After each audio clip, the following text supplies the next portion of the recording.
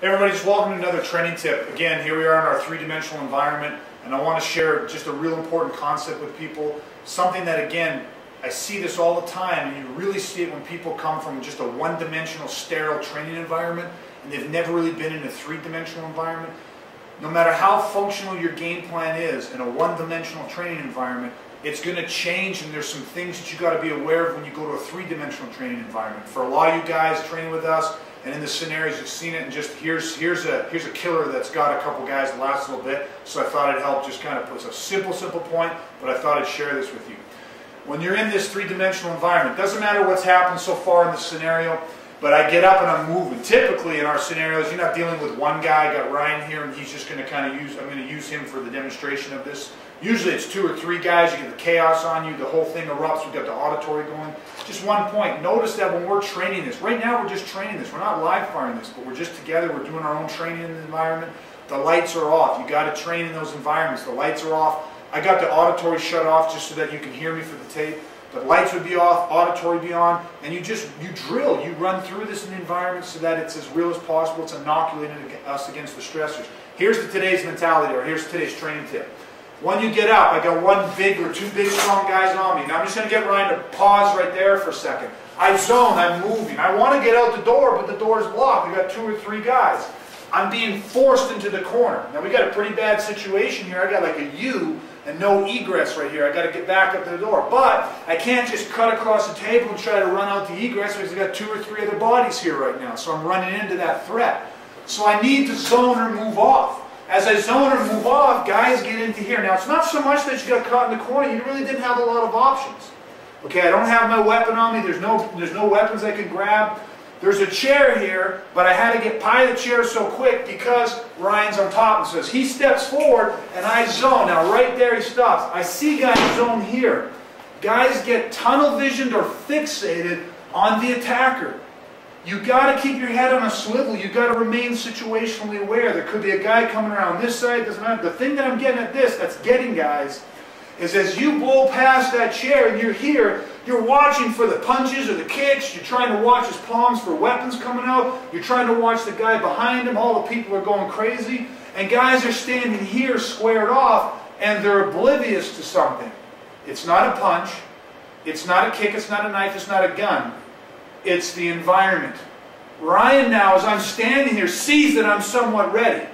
Okay, because again, I'd be moving, my hands would be somewhat up. As I'm moving, he sees that. He takes his hand or his foot right now where he's positioned naturally. He'd take most likely his hand, put it on the back of that chair, and he would flip that chair straight at me. Go ahead and flip it. And boom, I get hit with the chair.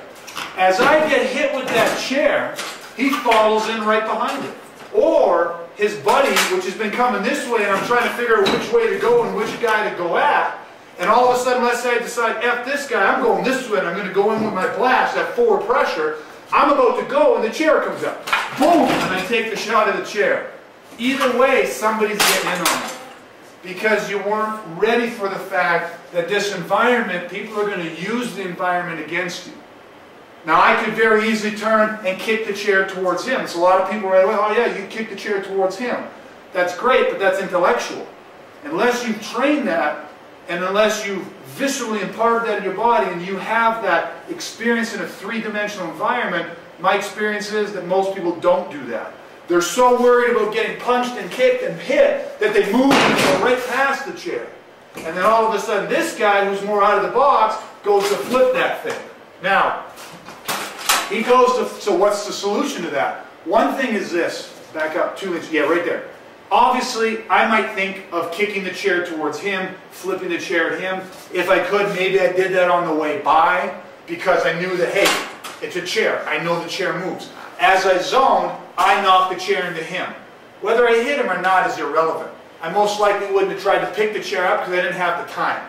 But I flipped the chair into him. Bigger point here today is if you see something, you move in that corner, you have to not only keep your eyes and your situational awareness on him, but you have to be prepared for that chair to come your way. How you do that is simple. If he flips the chair up high, boom, it's just my hand, so go ahead, just flip the chair. He flips it, I knock it out of the way. Flip it again, right up and down. Boom. The chair just gets knocked out of the way. There's no way